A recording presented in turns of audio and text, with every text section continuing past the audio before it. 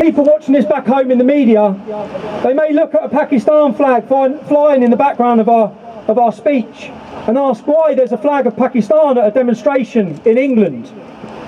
The reason is because PEGIDA UK, we want to represent everyone. We want to represent everyone that resides in the UK that stands against hate. Everyone, regardless of race, regardless of colour, regardless of what country your heritage is from. This man here, his name is Mohammed. He has a Pakistani heritage, which he's proud of.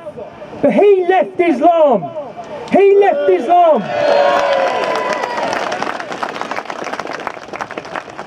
And because he left Islam, he lives in fear. He's been ostracised from his community by his own family. I'm not going to tell his story. It's for Mohammed to tell you his story. I'm just letting people know at home what this movement is about. This movement is part of a European-wide, in fact worldwide. I woke up this morning to a message from a friend in Australia.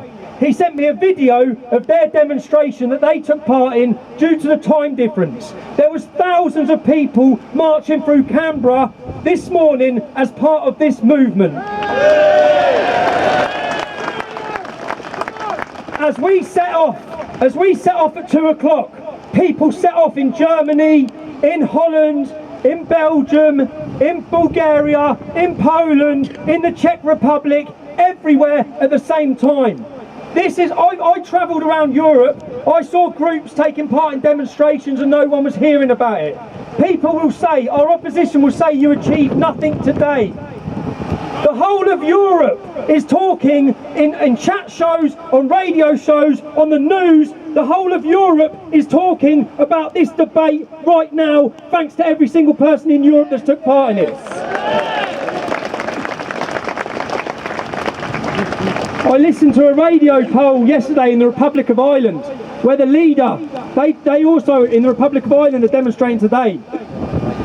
Their leader was on the radio and 95% of the people supported him in a poll. Our politicians and the media have to get to grips with the reality. There was an article this week that called me a pariah. There are articles that believe that I'm the most hated man in Britain. Everywhere I go, people shake my hand. Everywhere I walk in my hometown of Luton, black people, Hindu people, Sikh people, white Christian people, they pat me on the back and they tell me to keep going. So I know the people support what I stand for.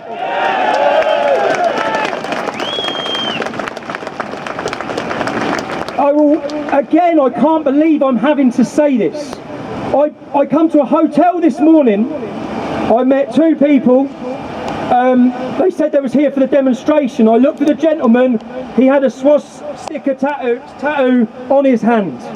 6 years on, and I'm still having to tell you, if you're a Nazi, if you're a racist, and you're watching this, you're not welcome on the streets of the UK with us.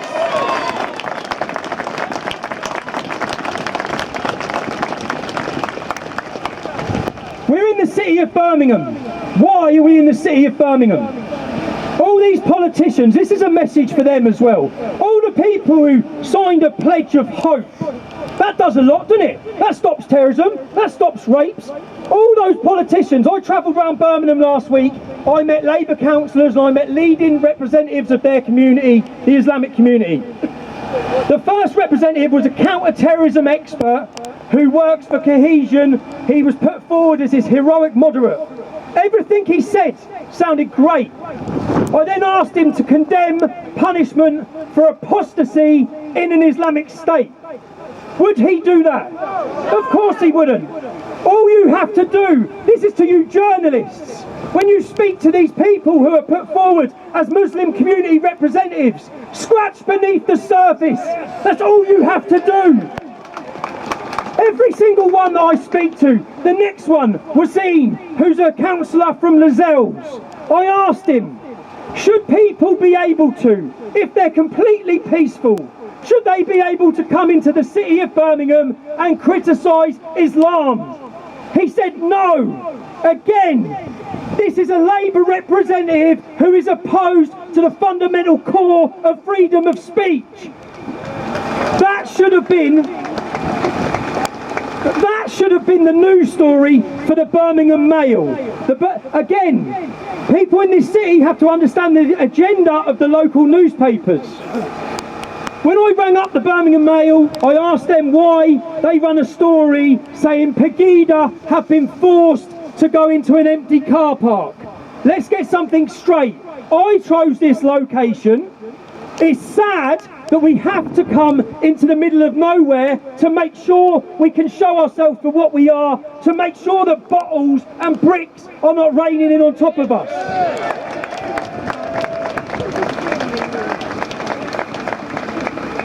The idea of this is so that people in this country, mark my words, many people today have sat on the fence. They want to see what happens. Let them know what happened. We met up, we were civilised, we walked in complete silence, we held speeches, we exercised our freedom of speech, we showed solidarity across Europe, and we went home. That's all that happened. No racism, no inciting hate, no violence, no thugs, no hooligans. This is a movement you can support. This is a movement you can be proud of supporting. Our next demonstration will be April, the first Saturday of April, and then the first Saturday of every month from that point on.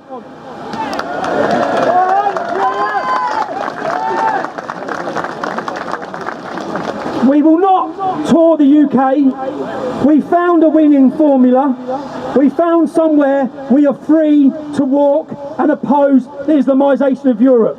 We will come back here again and again and again. We should say a thank you to the last organisation I led did not have a very good rapport or relationship with the West Midlands Police Force. This is a new organisation, we're a new movement. We will work with the police to make sure we can facilitate peaceful protest. We should say a thank you for them today to making sure that we've been safely to do so.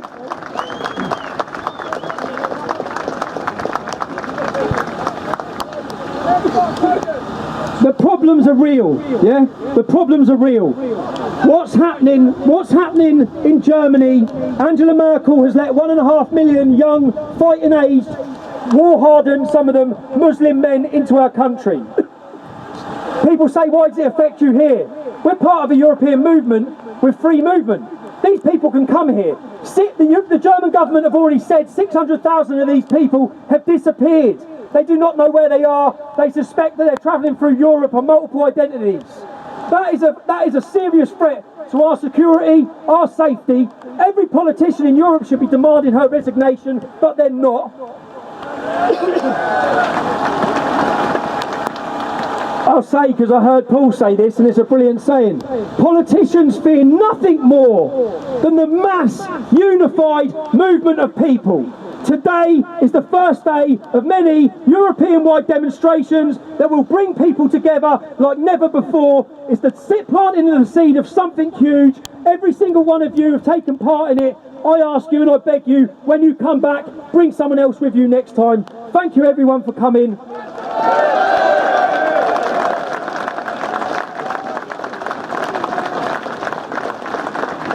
And I just hope, I know many people used to get criticism for years for supporting me by their family members. That is due to a media perception that has been portrayed of us. By behaving like this, we will break down that barrier. We will get huge mainstream support. So God bless and thank every single one of you.